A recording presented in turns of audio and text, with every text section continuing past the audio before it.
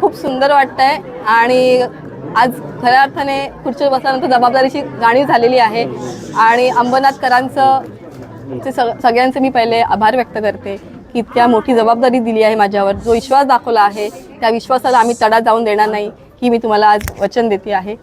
आणि हे सांगायचं आहे की माझ्या मागे पूर्ण सगळे अंबरनाथकर आहेतच, त्याचबरोबर आमचे प्रदेश अध्यक्ष रवींद्र चव्हाण साहेब, त्याचबरोबर आमचे आमदार किसनजी कथोरे साहेब, चित्राताई वाघ, या त्यांचं सगळ्यांचं पाठबळ, आमचं सहकारी प्रदीप पाटील साहेब तसेच सदामामा, ह्या सगळ्यांचं सहकार्य आहे. त्याच्यामुळे आता विकासाचं काम आणि जो आमचं मिशन आहे भयमुक्त आणि भ्रष्टाचारमुक्त अंबरनाथ बनवायचं, ह्या वाटचालीला आम्ही सुरुवात केलेली आहे.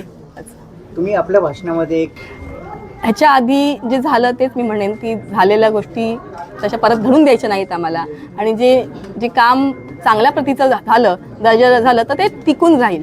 आणि आम्हाला तेच आहे की शाश्वत विकास करायचा आहे, नुसतं विकास नाही तर शाश्वत विकास, जेणेकरून तो दीर्घकाळ टिकेल, म्हणून आम्हाला दर्जेदार काम अपेक्षित आहे.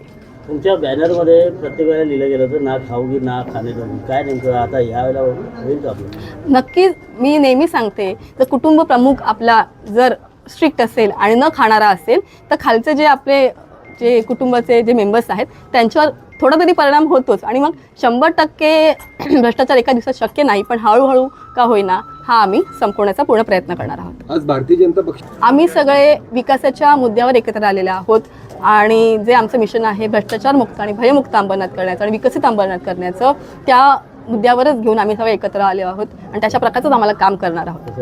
काही भाषणात आपण आता म्हणाले खासदारांचे देखील जे ड्रीम्स प्रोजेक्ट आहेत आपण ते पूर्ण करण्याचा प्रयत्न करणार आहोत.